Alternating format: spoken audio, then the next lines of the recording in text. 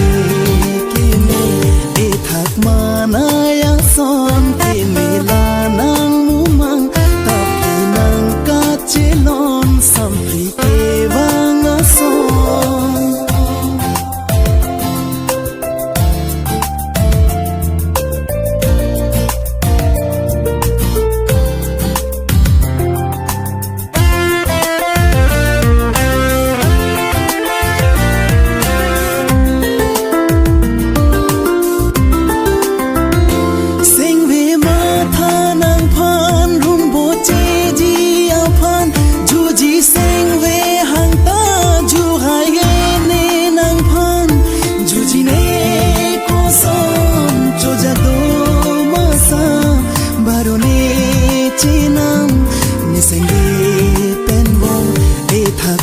Manaya son kimila nang mumang tapi nang kacilon sampai kewang son.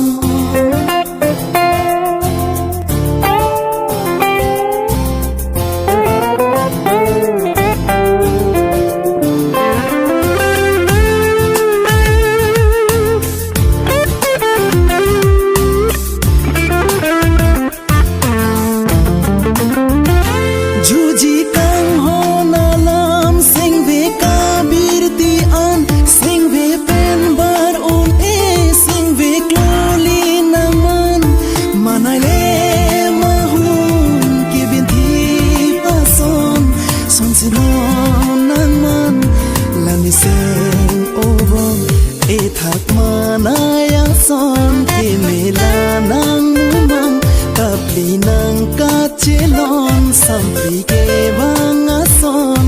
Pangbadang badu pen tabong nang raji kini